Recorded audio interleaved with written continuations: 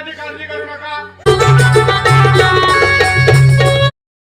यांचे स्वागत श्रीमाननीय हेमराजजी लंजे हे पुष्पगुच्छ देऊन करतील असे मी त्यांना विनंती करतो।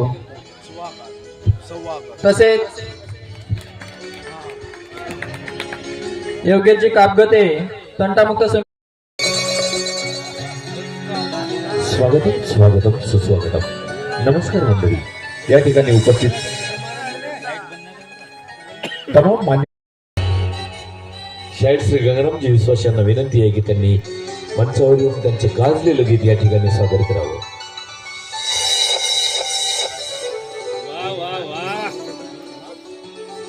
इथे जमलेल्या माझ्या समस्त रसिक मायबाबांना मंडळी, आज मी तुम्हापुढे जी वाणी घेऊन आलेलो आहे ती वाणी आहे या समाजामध्ये आपल्या आई वडिलांना विसरलेल्या माझ्या लेकरांसाठी। प्रत्येक आई वडिलांचं स्वप्न असतं की त्यांचा मुलगा हा नामवंत व्हावा, कीर्तिवंत व्हावा, गुणवंत व्हावा। म्हणूनच यासाठी प्रत्येक आई वडील प्रयत्नाची पराकाष्ठा करीत असतात। पण जेव्हा ही आपलीच मुलं एक एक पायरी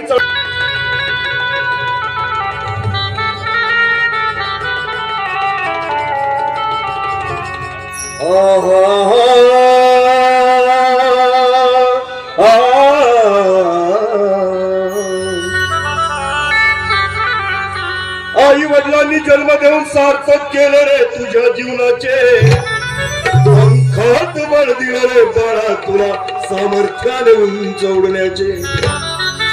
विसरलास रे लेकरा तू कर्तव्य पुत्राची, विसरलास रे लेकरा तू कर्तव्य पुत्राचे।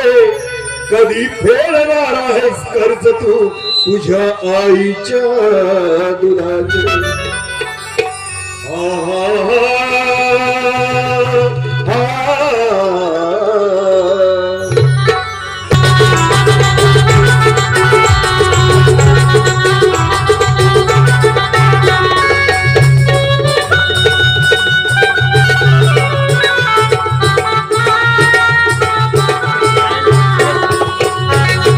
जन्मजन्मी आम्हाची पुण्याई आई बाबा समजली तुझी नाही। जन्मजन्मी आम्हाची पुण्याई दूर सारू नका, ओ दूर सारू नका, दूर सारू नका माता पित्यांना। आसरा त्यांना भाविन नाही, आई बाबा समजली तुझी नाही। जन्मजन्मी आम्हाची पुण्याई आई बाबा समजली तुझी नाही।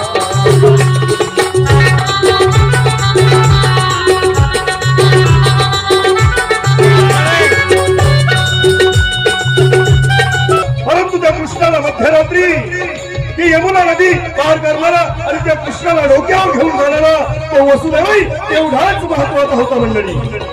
छत्रपती शिवाजी महाराज जर घातले असतील तर त्यांच्यावरती संस्कार करणारी त्यांची माता जिजाऊ होती। विश्वरत्न डॉक्टर बाबासाहेब आंबेडकर जर घडले असतील तर त्यांच्यासाठी अपार कष्ट उपसणार त्यांचे आई वडील आई भीमाई आणि बाबा रामजी आंबेडकर होते। म्हणून प्रत्येक आई वडील आपल्या मुलांसाठी काही ना काही करत असतात आणि त्याची जाण मात्र या मुलांना नसते। आणि म्हणून या प्रसंगी मला सांगायचं वाटतं,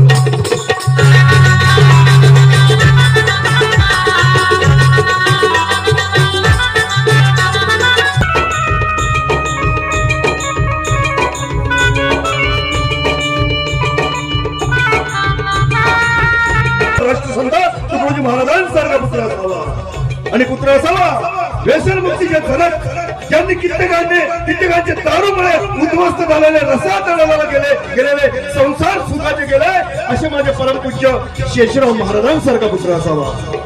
आणि मुलगी कशी असावी?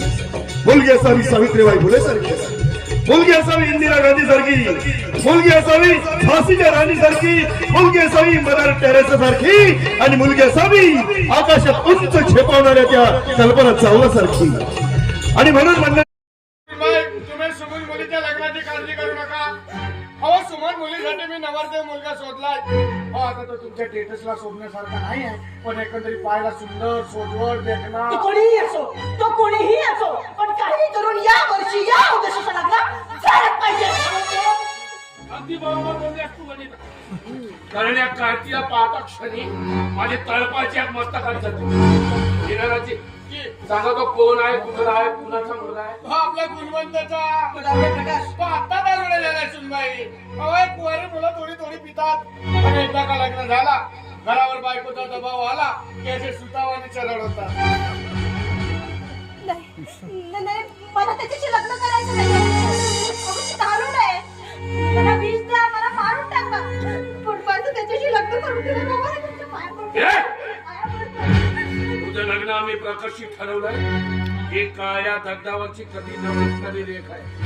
आणि तसं आता इथं तू कितीही विनवणी केलीस ना तरी तुझ्या विचारांचा इथं कुणी विचारही करणार नाही.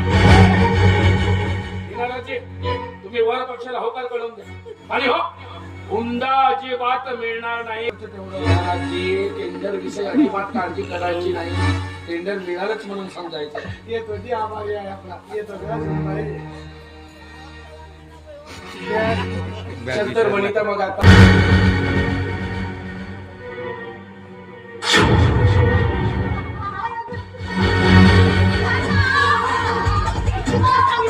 मला आई म्हणायचं नाही. आई नाही आहे. नाही आहे.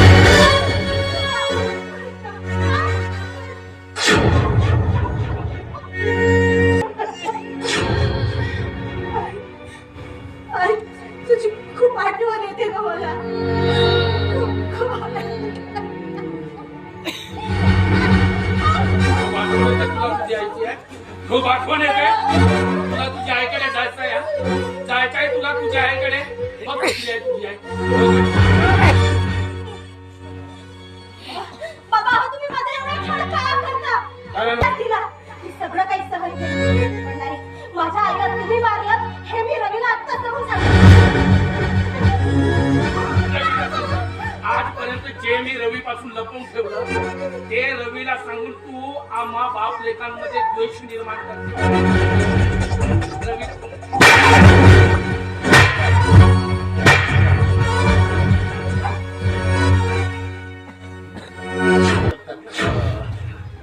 पण बाबा मला वाटतं आपल्या आजोबांच्याच वयाचे असतील ना हे म्हणून तर म्हटलं ना की म्हातारे झाले असते किंवा स्वर्गवासी झाले असतील म्हणून.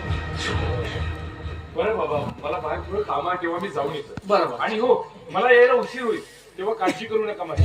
अरे हो पण जरा नीट व्यवस्थित जा. आणि हो पोहोचल्यानंतर फोन करायला मात्र विसरायचं नाही. बाबा आजपर्यंत तुम्हाला फोन करायला कधी विसरलोय की. आणि हो आता मी मोठा झालोय एवढी काळजी करू नका माझी. येतो बाबा ये. वडील या शब्दाचा तो अर्थ विसरून गेलाय का? आणि हा दोष त्याचा नाही आहे का? खरा दोष हा आपला जो आपण याला जन्माला घातला.